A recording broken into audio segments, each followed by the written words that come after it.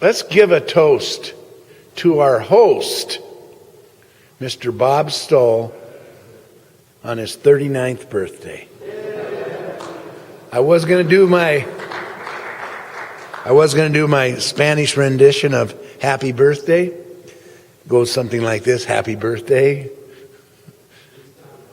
Yeah, Feliz Navidad.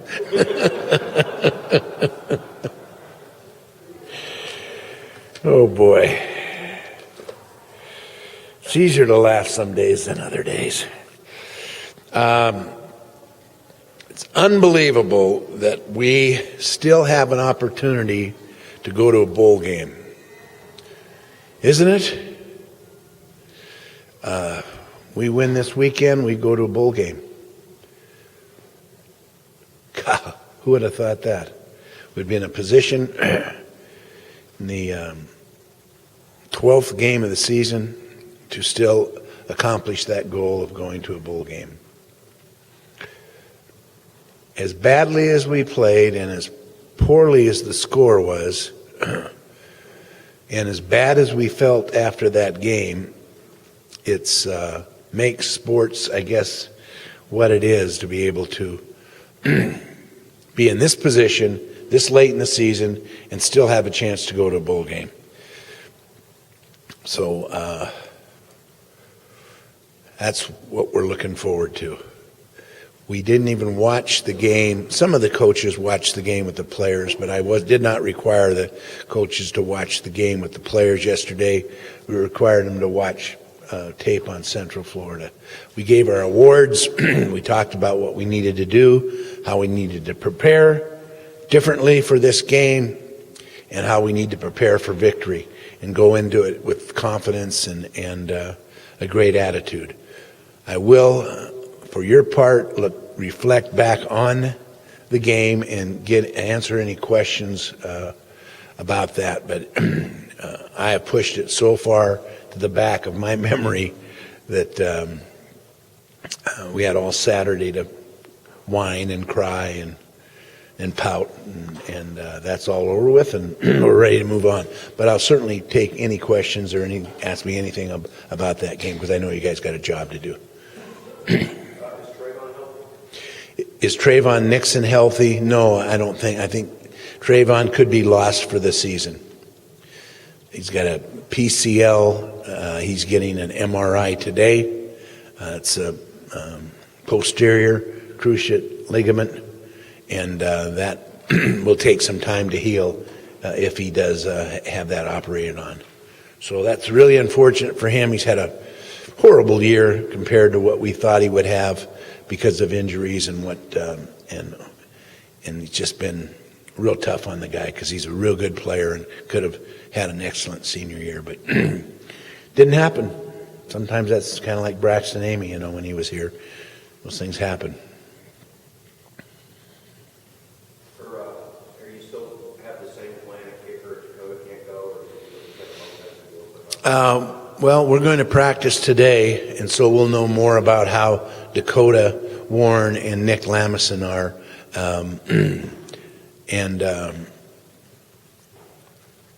We'll know more how that's going to be after today. And obviously before Thursday, we leave Thursday morning. So we just have a couple of days. I would say Dakota is maybe less serious of an injury as Nick's is. So. What was it about Tulsa that just... Well, I think, first of all, about the Tulsa game is I thought our players, as much as I told them to just relax about the senior day and last game in the stadium, I did not emphasize that to the players. I emphasized that it's just another game, and emphasized how to prepare for the game like it's just another game. But we were too emotionally high and did not start the game well at all. We looked sluggish. We looked tight.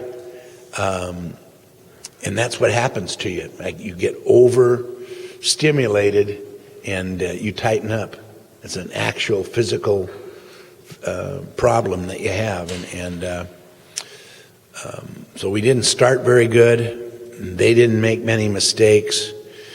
Their quarterback started, 36 games, was the player of the year in high school, #1 recruit for Texas Longhorns, then came into our league and was the player of the year last year as a junior, and he played like it. So he got a lot of playing time against us, as did the rest of the team.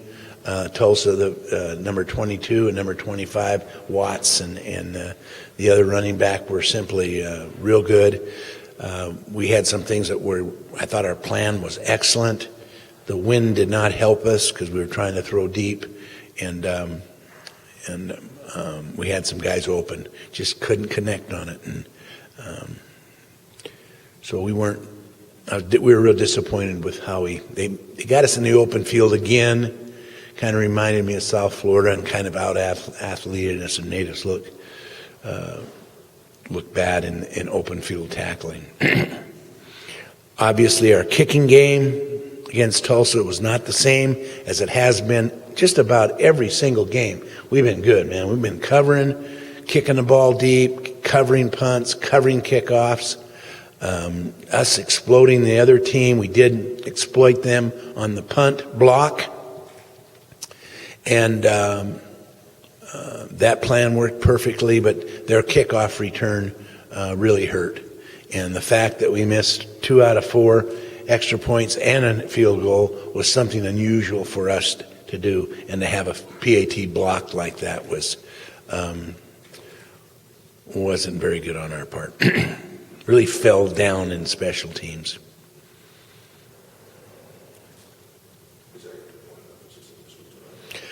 Will special teams be a point of emphasis in this week's practice? Well, the team that we're playing is #1 in the conference in kickoff returns, with a brand new, brilliant freshman return specialist. So we're going to have to be able to cover the kickoff much better than we did Saturday. And we can do that, though. We can do that. We can get a plan together, and our players can rise to the occasion. He's not Superman, but he's real good, the return specialist. Was Lamson close to playing? Not as it turned out. Nick Lamison wasn't as close as I suggested, or I would have liked to had him better.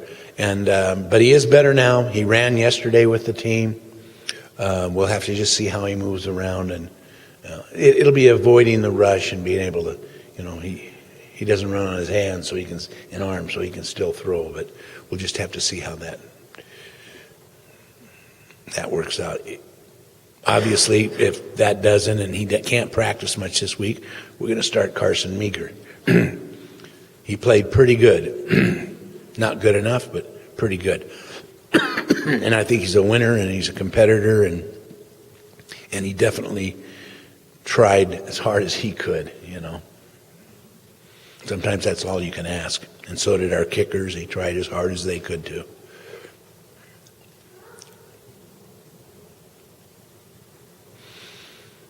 Anything more about that wonderful game we had? Great memory for the seniors in the Sun Bowl. Tough. Okay, now we're playing for the right to go to a bowl game. We will go to a bowl game if we beat and when we beat Central Florida. And we're going to prepare to win that game. We're going to prepare and get our minds thinking about it yesterday, today, and every day this week. It's going to be a short week, but it's going to be a good week. And I'm excited about this opportunity, this last opportunity. Now, the team we're playing, Central Florida, they've lost 6 games by 7 points or less. They are one of 5 schools in the nation that is in the top 20 in rushing, passing efficiency, total defense. They're allowing only 300 yards total defense, total pass offense. They're allowing only 18 points against their defense. They're allowing only 112 yards rushing and only 180 yards passing. And they are averaging, What are they averaging on offense? 400? They're averaging 400 yards a game on offense. Their quarterback, number 2, Jeff Godfrey, is 5th in the nation in pass completions. And he's not the best passer. Their backup freshman, number 5, is probably the best passer. Real good running back, Murray, number 28, 6'3", 225, big old strong dude. They're all these things, and they only have won 4 games. So that's what tells you what statistics are good for, I guess. They've just had people make plays, even though they out-statistic them and everything that they do, they've still found a way to lose. And that's not like a Coach O'Leary coach team. So I'm sure he's as frustrated as anybody. But that's surprising that their record is that when their statistics prove everything else. Any more questions about Central Florida? You talked about how you were kind of a little over-emotional last week. Coming into this game, you got everything to play for, and they had nothing to play for. How's that going? Well, I talked about us being over-emotionally prepared, or ill-well prepared for the last game that we played here. And now we have everything to play for again, and they have nothing but pride to play for.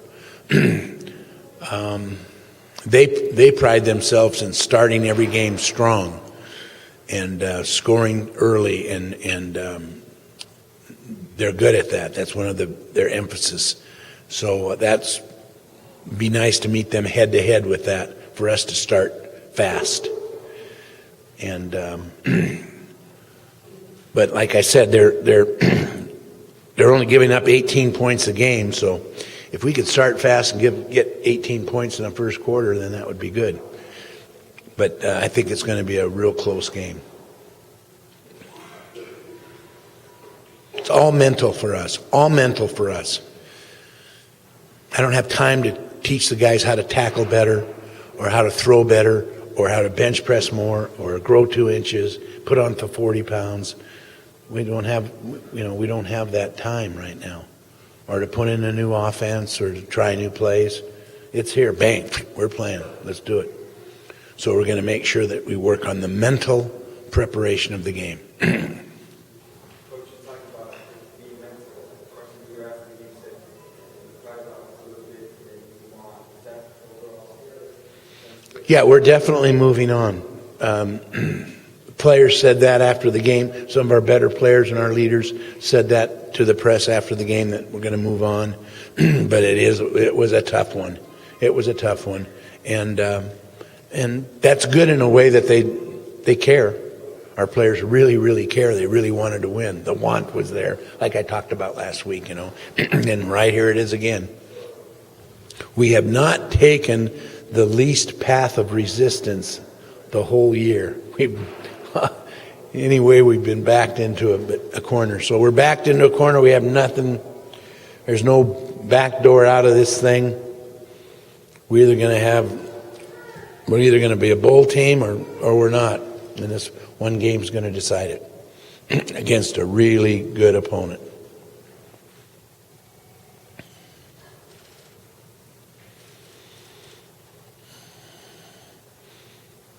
So I'm planning on having another press conference here after the game sometime. Yay. Free food.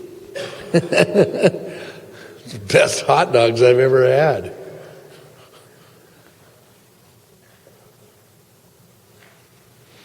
Okay, thanks guys.